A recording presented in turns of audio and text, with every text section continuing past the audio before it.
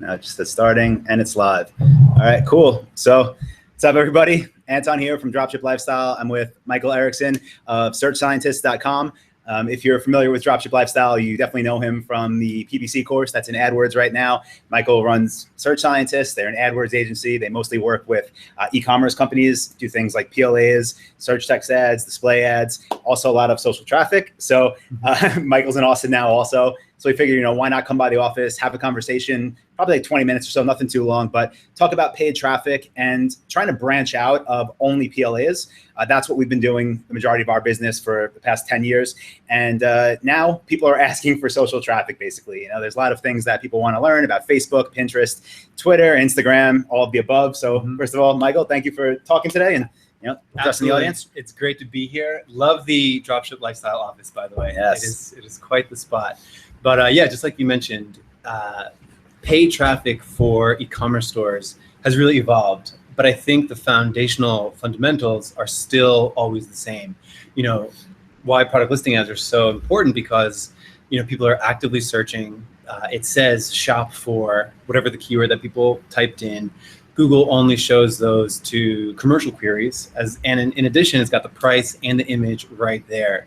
So it's putting up all these little steps that people subconsciously take, like, hey, if I click on this ad, it's going to ask me to buy something, which is why it's so great, because you don't get people who aren't interested in shopping clicking on those things. And Google even only makes product listing ads appear for commercial queries because Google wants people to click on ads, because that's how Google makes all of its money.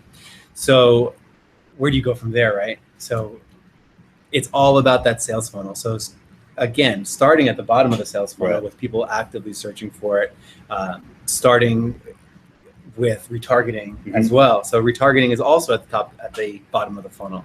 So a person came, they clicked on a product listing ad, and if you have a normal e-commerce store, you may have a conversion rate from 1 to 5% or so.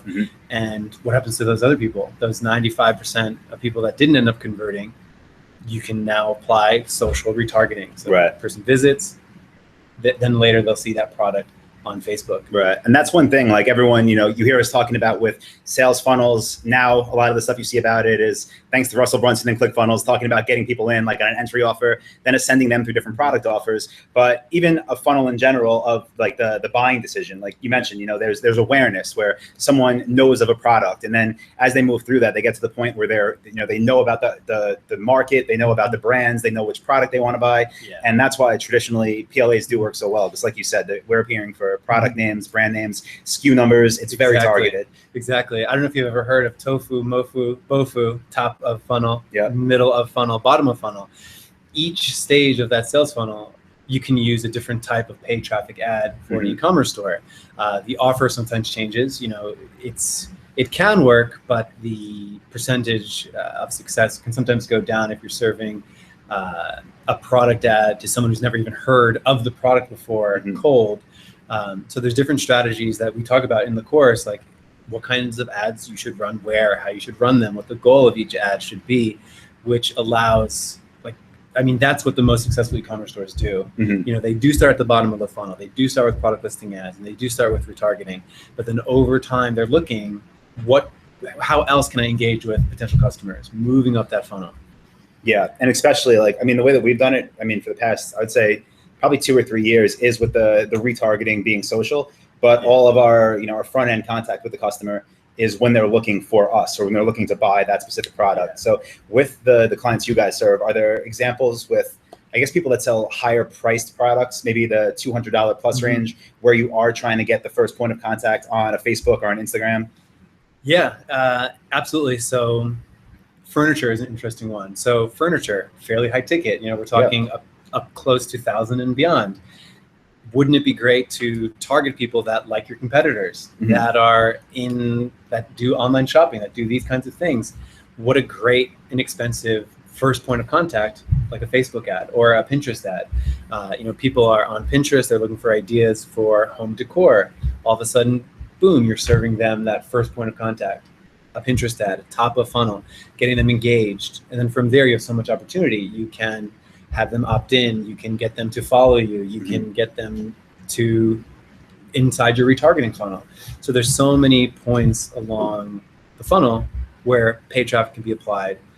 even for high ticket, Right. $200 plus, $1,000 plus products for social. So for something like furniture, let's just say like an office desk. Yeah. We bought these from a company called Pop In that seems to sell office furniture to everyone now, right? Mm-hmm. If you wanted to do like top of the funnel on Pinterest, would you try to get them to a product page, to a collections page, or would you try to get them to a blog post? Yeah. So in the course, we talk about different kinds of campaigns that you can have. And every channel on Facebook, Instagram, Pinterest, and Twitter, you should approach it with a different priority list in mind. So when you first start Pinterest, well, you want to start with people that are closest to the bottom of the funnel. So you can start with retargeting on Pinterest, and you can work your way up. So let's say you worked your way all the way up to the top of the funnel now. So you're selling expensive furniture, you're selling expensive office furniture. Then the question is, how do you get them interested in your site? And it's all about serving the right ad to the right person at the right time, not having those three rights, as I talk about in the course. I mentioned this a lot, like right ad, right offer, to the right person at the right time. So think about it. I mean, if someone is at the top of the funnel, so let's say they do go to Pinterest and they do type in office furniture, what kind of ad is going to make sense for them at that point in time? Right. What exactly are they looking for?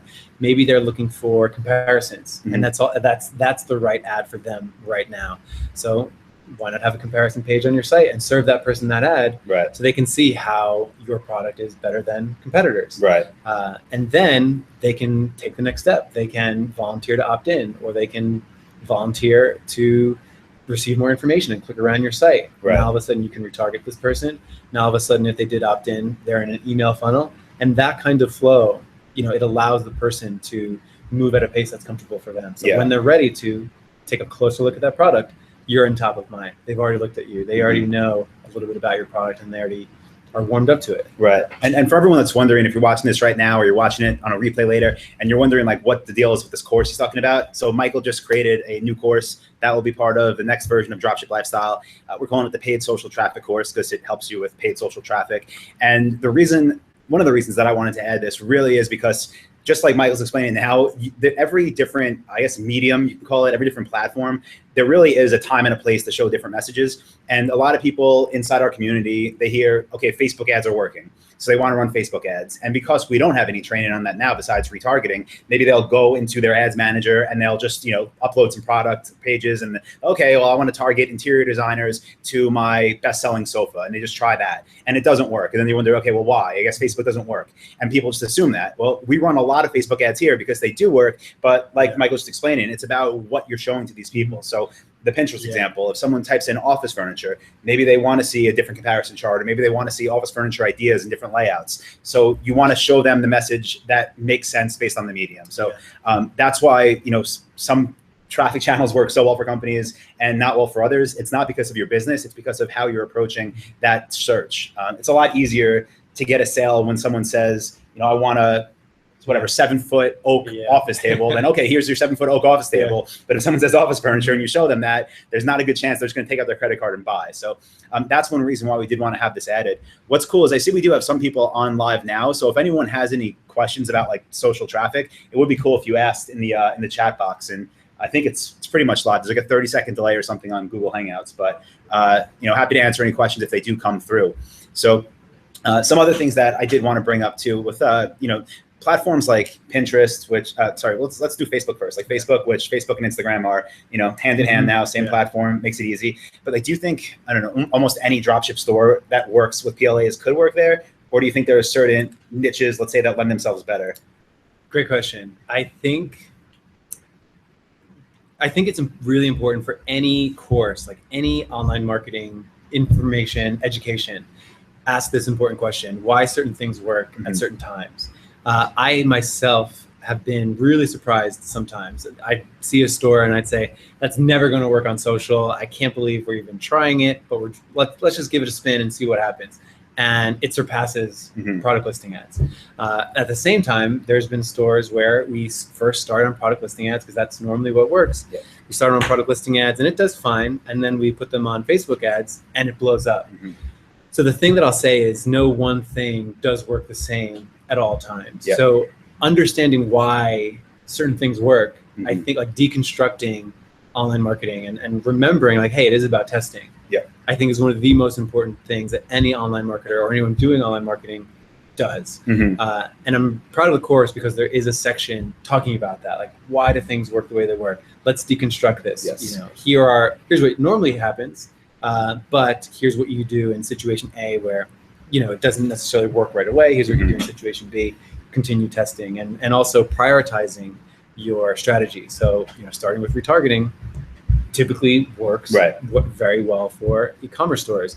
Let's say you don't have retargeting traffic. You know, if you have an email list, that's really great too. If you don't have that, you move up a little further. Maybe you do layered audiences. So you're targeting people that like layered audiences is basically when you are setting up a Venn diagram and you're targeting just the middle of the Venn diagram. So if you know, really simple example, you know, online shoppers and people that like the Dallas Cowboys. Those are completely two separate groups.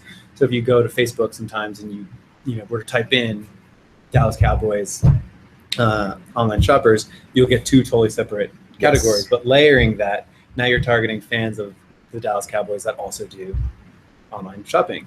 So then moving up the funnel even more, completely cold traffic, you know, wide, bigger audiences.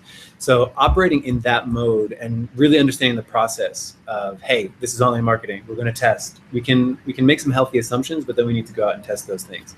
So that is a very big important thing. And I've explained all this thing and I've forgotten the initial question. No, basically it was, it was saying, like, do you think different, you know, like niches lend themselves better to different traffic sources? But I mean, you basically, you know, that's where you're going with that. Gotta like, test it's true. You have to test it. it. And it's so true. Like, sometimes I'll think I have something figured out, like a traffic source, or I think I'll know why something works. And then, you know, like, it just, maybe it's not like repeatable. And then I have to go back in and really start at the beginning. And like you said, it's kind of like reverse engineering, even things that we're already doing. Like, it could be a very similar campaign where there's a few things that are different and it doesn't work at all. It's like, I would have never assumed it. So that's what's important too. Like, the concepts are the same. You know, Google PLAs can work for anyone. If you think about what it is, it's not some trick. I mean, you're putting products in front of people that are searching for products. Facebook obviously works. That's why, I mean, my company spends a ton of money, and so do lots of others. So do all these other platforms. But it's not as easy as just saying, like, yeah, Facebook ads are what's good right now. Go do it. It's really about knowing the concepts and testing it. And that's, I guess, that's one more thing I do want to talk about, you know, while you're here too, because we have a lot of people, especially within our community at Dropship Lifestyle. They join the course, they go through our trainings, and even though we try to make it so it is, I would say, simple enough for anyone to grasp, at the same time, people do, sometimes they hit like roadblocks. They're like, you know, they're frustrated because it's a lot. It's a lot to take on. It's a lot to learn, especially when it's not as easy as copy and paste. It's as easy as like, here's the concepts. Now, you know, go do it. Then if you're stuck, ask questions. We're here. But, you know, that like the learning curve, I guess, you know, do you think there's, I guess I know what I would say, but do you think there's like more of a learning curve, let's say with something like, you know, social, paid social versus PLAs? And what should people expect really going into either? Because obviously, and just for everyone's clear, like, again, if you're just hopping on now or you don't know Michael Erickson yet, he runs a really big, really successful agency that does e-commerce traffic, right? They do paid traffic for other companies. They're an agency. And companies go to you to pay you lots of money to do it because they don't want to do it themselves. And it's not because they're lazy, it's because it can be difficult. So for anyone that is doing this themselves, know that we can give you training, but do you want to talk about like the learning curve and what people should expect if you're brand new to this stuff? So I would say the best online marketers are great detectives. To be able, because you're absolutely right, anyone can turn on Facebook's ads manager right now, punch a few things in, and within 20 minutes have live ads. And that's what most people will do. But the best online marketers go back to that campaign after it's launched and ask themselves, why am I seeing what I'm seeing? What can I do to make it better? What was the best part of this? And let me do more of that. What was the worst part? And do less of that. So being organized, being an organized detective is important.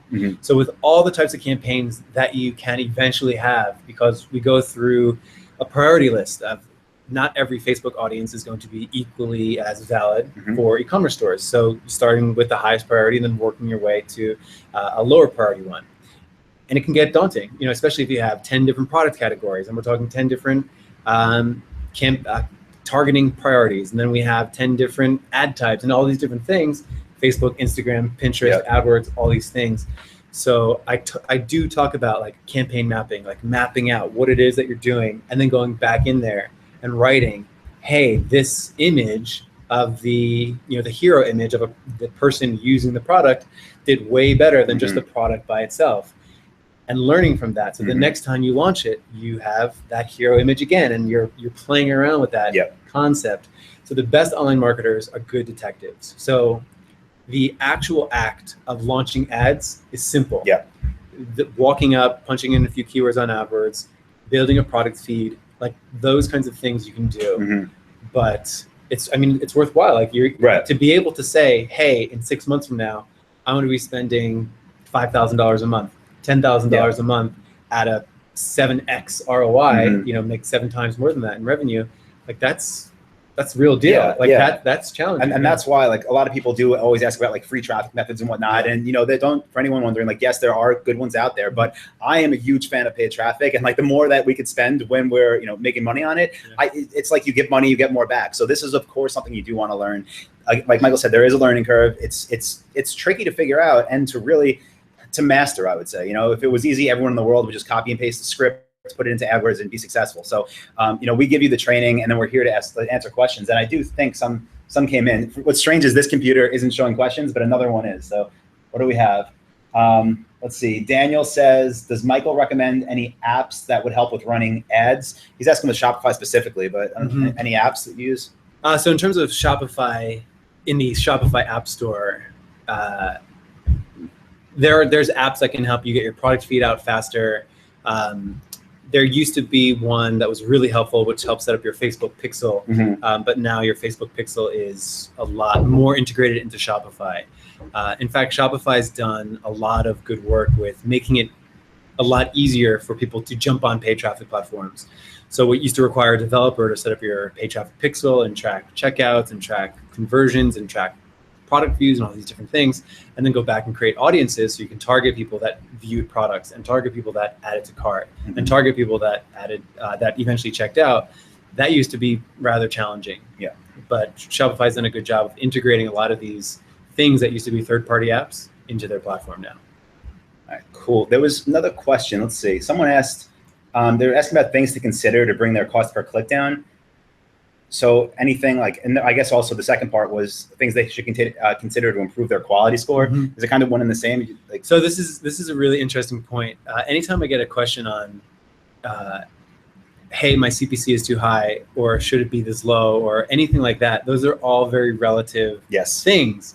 If you take a niche, one of the most expensive terms on AdWords is like life insurance or car insurance, because if a car insurance company gets a customer, they're going to make thousands of dollars from these people over the course of their lifetime value. So they're willing to spend $50 a click, which a lot of people would say is absolutely insane.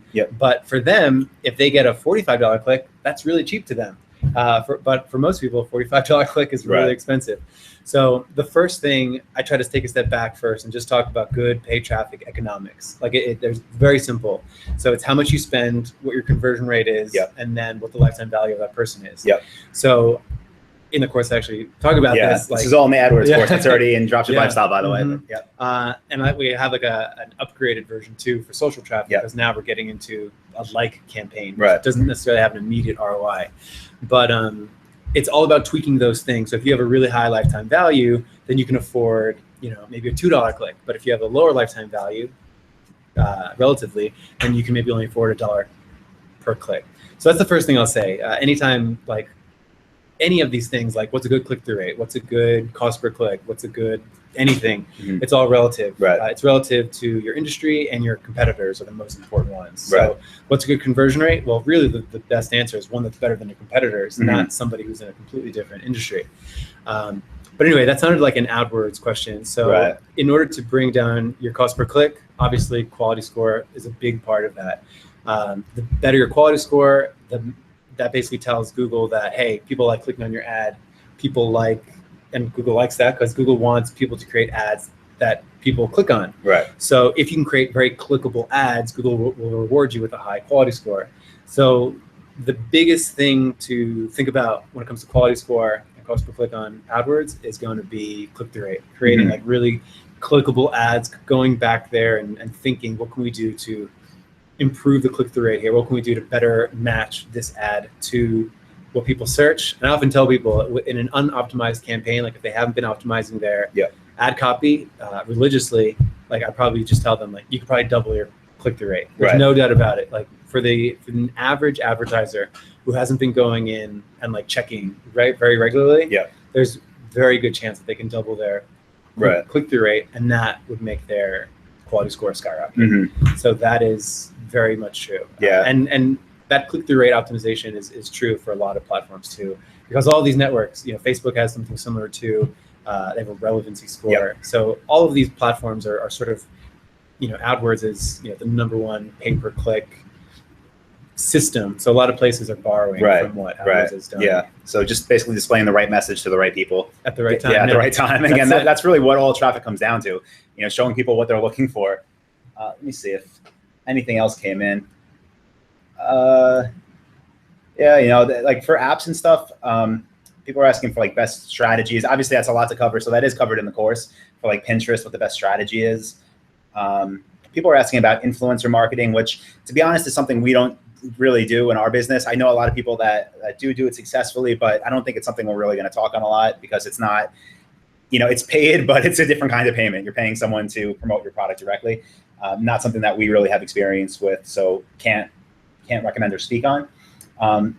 Someone else just asking about different platforms, and this question was asked before this talk today. So they were, asking about obviously PLAs and Bing ads, which yes, they're both great, and then asking about Pinterest and the other social platforms. But that's what's coming in this new course. So all that stuff will be, spoke about in detail to help get you results with that.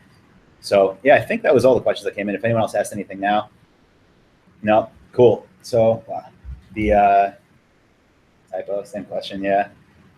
Cool. So I guess, why we wanted to do this today, have Michael here, is really because this new course is being added to Dropship Lifestyle soon. Kind of wanted to let you guys know what's coming, what to expect. Don't get too excited and try to push ads to all platforms at once, because sometimes managing PLAs on its own can be a handful, especially when you're first starting out. So and that's a really important point. So one thing I didn't want to happen was people to watch the course, and then all of a sudden the next month they're running $5 on 50 different campaign types across all these different channels. It's much better to have a really booming, really successful product listing ad campaign, and then step your way up to the next one. It's all about like scaling with profitability, not scaling with testing. So like if you're testing way too much, it's going to be impossible for you to actually understand what's working, what's not working, what's you're not going to be able to tell your right from left. Don't do that unless you have a lot of money to burn. Even then, don't do it. It's not worth it. I always say, like, we'd much rather be good at one traffic source with one campaign type and just be experts at that than try to do everything. With that said, there is opportunity. So basically what we try to do with Dropship Lifestyle, for anyone that's part of the course, you probably realize this by now, but if people start asking questions about different topics, we try to help you. And if it's not something that we want to teach ourselves because we don't have enough experience, or we've only done it on a handful of stores, then we like to bring in experts that could help and share the information. So that's why we're bringing this in. Of course, doesn't mean you have to do it all. I think you would agree that PLAs are usually the easiest win for e-commerce stores. So we do the same thing when we work with our customers. We ask ourselves, what's going to get us the most results in the next 90 days? And we'll hammer home on product listing ads. And then from there, okay, where do we go next? And then the next quarter, we'll hammer home on retargeting. So having a plan and like coming up with a plan is so important with online marketing, because there's literally an endless amount of things to do. So being able to,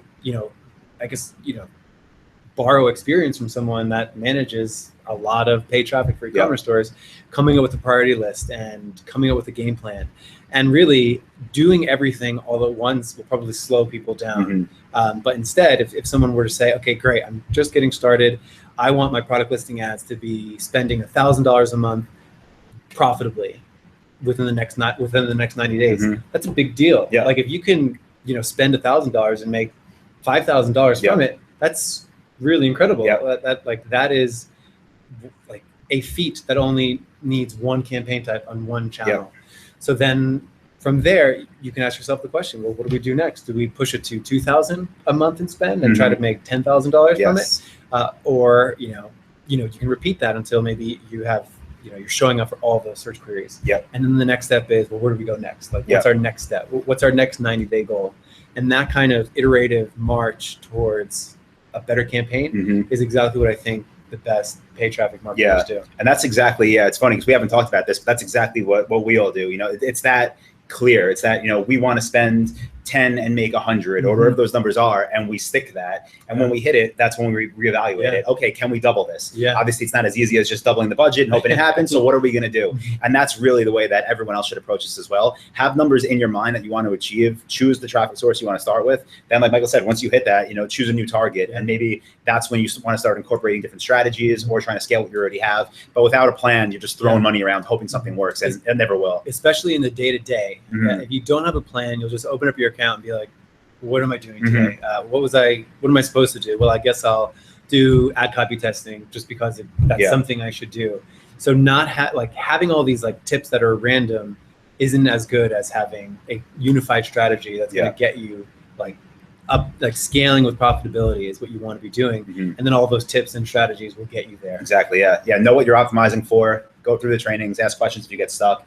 And I think that's it with the questions. But do you have anything else you want to say to the audience before we wrap this up? You know, when you reached out to me to do the paid traffic course, I got really excited because, you know, a lot of these concepts I feel don't get taught a lot. You know, sure, you can go and learn tips on running Facebook ads, but really being able to take those potentially disjointed tips and like coming up with a unified strategy. Not only that, but actually seeing what it looks like. So we actually have a section of the course where we're actually mapping out what are my campaign priorities. Well, I start with product listing ads, then I move to Facebook retargeting, then I move here, and things that I should be paying attention to. What am I testing? What am I looking for?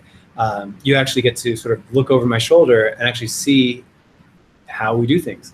So it's really, I think the course is really going to be valuable for people, both in theory, both in strategy, and actual doing it too. Yeah, I'm sure it will be. The AdWords course has got nothing but tremendous feedback. Helped a lot of people make a lot of money. So thank you for that. And we're looking forward to this one too. And for anyone that's watching this or that watches it, that's coming to Hawaii, Michael's going to be there again this year. He's one of the speakers, which I'm super excited about. Last year, if you were there live, you saw us talk or you watched it in the members area, you know how good it was. So he's got another one worked up this year. It's going to be a lot of fun. But I don't know. I'm flying out next Tuesday. So hopefully I'll see you in Hawaii. If not, maybe in some future videos, but see you out there, guys. See you later. Thank you, everybody. I didn't stop this one.